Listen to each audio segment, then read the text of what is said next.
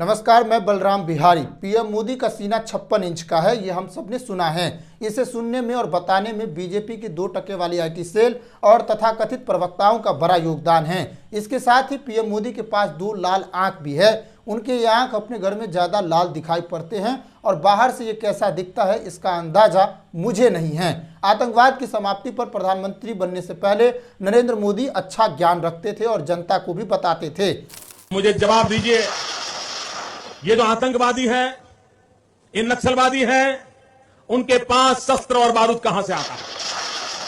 वो तो विदेश की धरती से आता है और सीमाएं संपूर्ण रूप से आपके कब्जे में है। सीमा सुरक्षा बल आपके कब्जे में है। मैंने उनको दूसरा सवाल पूछा, हमने कहा आतंकवादियों के पास धन आता है, हवाले से आता है, पूरा मनी ट्रांजैक्शन का कारोबार भारत सरकार के कब्जे में है, आरबीआई के अंडर में है, बैंकों के माध्यम से होता है। क्या प्रधानमंत्री आप इतनी निगरानी नहीं रख सकते कि ये जो धन विदेश से आकर के आतंकवादियों के पास जाता है आपके हाथ में है, आप उसको क्यों नहीं रोकते हैं? मैंने तीसरा सवाल उनको पूछा कि विदेशों से घुसपैठिए आते हैं, घुसपैठिए आतंकवादियों के रूप में आते हैं, आतंकवादी घटनाएं करते हैं, भाग जाते हैं। प्रधानमंत्री जी आप मुझे बताइए, सीमाएं आपके हाथ में है, कोस्टल सिक्योरिटी आपके हाथ में है, बीएसएफ सेना सब आपके हाथ में है, नेवी आपके हाथ में है, कि विदेश से घुसपैठिए कैसे घुस जाते हैं। साल 2016 में नोटबंदी करके आतंकवादियों को कमर तोड़ने की शुरुआत की गई थी। इसके लिए 2000 रुपए के नए नोट भी चलाए गए, लेकिन बाद में बंद करना पड़ा क्योंकि आतंकवाद की कमर इससे नहीं तोड़ पाए। फिर से आतंकवाद की कमर तोड़ने के लिए साल 2019 में धारा 370 को हटाया गया, लेकिन इसके बावजूद भी आतंकवाद के कमर को नहीं तोड़ा जा सका। ये सिर्फ वोट मांगने के काम ही आ पाया। आप मुझे बताइए, जब से जम्मू कश्मीर से 370 हटा, आप मुझे बताइए वहां आतंकवाद की कमर टूटी कि नहीं टूटी? दिन रात भारत को सपने में रखा गया। कश्मीर के नाम पर सालों साल से वोट बटोरने का चलन है। लोकसभा चुनाव से लेकर राज्यों के विधानसभा चुनाव तक वोट मांगा गया। कश्मीर के पुलवामा में 45 जवान शहीद हुए। आज तक उसकी विस्तृत रिपोर्ट और जिम्मेदार लोगों पर पकड़ नहीं बनाई जा सकी है। फरवरी के महीने में पुलवामा का हमला हुआ था और प्रधानमंत्री नरेंद्र मोदी अगले ही सप्ताह से पुलवामा के नाम पर वोट मांगने चले गए थे। फर्स्ट टाइम वोटर से कहना चाहता हूं कि आपका पहला वोट पुलवामा में जो वीर शहीद हुए, उन वीर शहीदों के नाम आपका वोट समर्पित हो सकता है क्या? देश के सेना के नाम पर वोट मांगा जाने लगा था और आज पहलगाम में हुए हमले के 1 सप्ताह भी नहीं हुए, जान गंवाए लोगों के अंतिम संस्कार भी नहीं हुए और वोट मांगने की प्रक्रिया शुरू कर दी गई। कश्मीर में हुए आतंकी हमले से पूरा देश शोक में डूबा है। इस विपरीत क्षणों में जिन्हें कश्मीर जाकर सुरक्षा का भरोसा दिलाना था, घायलों और मृतकों से मिलना था, वो बिहार जाकर पाकिस्तान को लाल आंख दिखा रहे हैं, क्योंकि बिहार में आने वाले महीनों में चुनाव हैं। नेशन फर्स्ट की जगह पॉलिटिकल फर्स्ट की रीति अपनाई जा रही है। पूरा देश आतंकी हमले से दुखी है, लेकिन बीजेपी के लोग और 2% की आईटी सेल उसे हिंदू और मुसलमान बताने में लगे हैं। जाति नहीं पूछा, धर्म पूछा। इन्हें इसकी फिक्र नहीं है कि आतंकी हमला कैसे हुआ, किसकी गलती थी, इन आतंकवादियों ने धर्म पूछकर ही क्यों गोली मारा। इस सब पर सोचने के बजाय देश में विभाजन का माहौल बनाया जा रहा है। आतंकवादी यही चाहते हैं कि भारत में धर्म के नाम पर विभाजन बढ़े। अगर ये बढ़ेगा तो इससे दुश्मनों को ही फायदा होगा और वो अपने मकसद में और कामयाब होंगे। क्या आज प्रधानमंत्री नरेंद्र मोदी को बिहार जाना चाहिए था? क्या उन्हें कश्मीर जाकर जनसभा को संबोधित नहीं करना चाहिए था? क्या उन्हें कश्मीर जाकर पाकिस्तान को लाल आंख नहीं दिखाना चाहिए था? लेकिन नहीं, बिहार जाकर दिखाया जा रहा है। नरेंद्र मोदी और नीतीश कुमार का यह वीडियो देखिए, बिहार में जाकर किस तरह की गपशप हो रही है। जब चुनाव जीतने की बात होती है, चुनाव में फायदे की बात होती है, तो इसी तरह का माहौल बनकर सामने आता है। पूरा देश गम में है, लेकिन इन दोनों की खुशी है क्योंकि उन्होंने बिहार के बिना रोजगार वाले जनता को 2% की राष्ट्रवाद को उनके देह के अंदर ठूस दिया है, जिसका फायदा चुनाव में होगा। मधुबनी की मैथिली वाली जनता गुजरात से आए फरेबियों पर भी विश्वास कर लेती है। वैसे तो ये प्रधानमंत्री है, वो कुछ भी कह दे विश्वास तो हो ही जाएगा।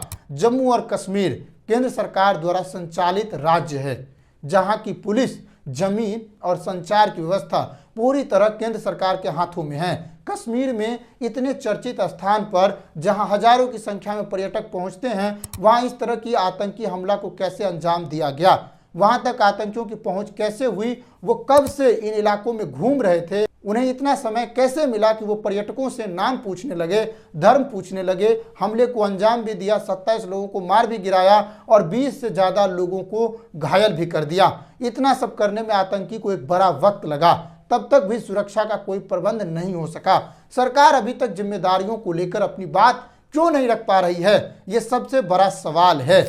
गुजरात के इस दंपति का वीडियो देखिए जिसके पति की हत्या पहलगाम में हुई है। वो पूछ रही है कि नेताओं के सुरक्षा के लिए वीआईपी व्यवस्था है और जनता के लिए क्या है। सरकार इसका जवाब देगी और सरकार इसके जवाब देगी तो क्या कहेगी। नहीं, कोई फैसिलिटी नहीं, कोई आर्मी नहीं, कोई पुलिस नहीं। जયારે મોટા મોટા નેતા આવે કોઈ વીઆઈપી માટે પાછળ કેટલી ગાડી ઉપર હેલિકોપ્ટર તેનાથી હાલે છે, ટેક્સ પે કરે છે એના ઉપર નથી। વીઆઈપી માટે જે સર્વિસ છે એ આ લોકો માટે કેમ નથી?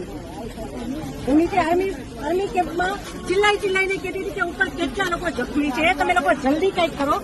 અમે ઉપરથી પડતા આખરથી નીચે ઉતરતે હજી ઉપર કોઈ ફેસિલિટી। हरियाणा के मुख्यमंत्री नायब सिंह सैनी मृतक लेफ्टिनेंट विनय नरवाल से मुलाकात करने पहुंचे। इस दौरान उसकी बहन ने बताया कि मेरा भाई 1.5 घंटे तक जीवित था लेकिन कोई बचाने के लिए नहीं आया। कोई नहीं आया वहाँ पे 1.5 घंटा, वो जिंदा था तब तक कोई नहीं आया वहाँ पे। अगर कोई हेल्प होती, आर्मी होती तो मेरे को बच सकता था। कोई नहीं आया वहाँ पे, कोई नहीं आया। इससे क्या पता चल रहा है, इसका क्या मतलब है? वहां हमले के 1.5 घंटे तक भी किसी तरह की कोई सुरक्षा नहीं पहुंचाई जा सकी। इन सबों के जिम्मेदार कौन होगा? इतनी बड़ी चूक कैसे हुई और किसी को पता भी नहीं चला? सरकार की इतनी एजेंसियां हैं, वो क्या कर रही है? ये सबसे बड़ा सवाल है। इस हमले में पाकिस्तान निश्चित रूप से दोषी है, लेकिन हमारी सरकार पुरानी घटनाओं से क्या सीख ली है, ये भी समझना जरूरी है।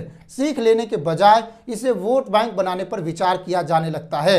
अगर सीख ली जाती तो जिम्मेदारी तय की जाती तो बात आज कुछ अलग हो सकती थी, लेकिन जिम्मेदारी के नाम पर कुछ तय नहीं किया जाता है, बस लाल आंखें दिखाई जा रही है और बातों को छुपाया जा रहा है और इसमें जो गलती हुई है सरकार के द्वारा उसे दबाया जा रहा है। मोदी के सरकार में बीते 10 सालों से वादों और झांसों का दौर चलाया गया, लेकिन आज तक परिणाम में कोई खास बदलाव नहीं आया। बदलाव की प्रगति इतनी हुई है कि अब तुरंत चुनावी फायदा कैसे होगा ये समझ में आ जाती है।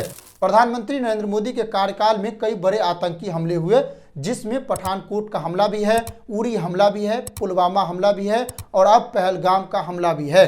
फिर भी सरकार अभी तक जिम्मेदारी क्यों नहीं तय कर पा रही है? मोदी जी को बताना चाहिए और खराबी कहां हो रही है ये भी बताना चाहिए। जम्मू और कश्मीर में आतंकी हमले का दुख पूरे भारत को है।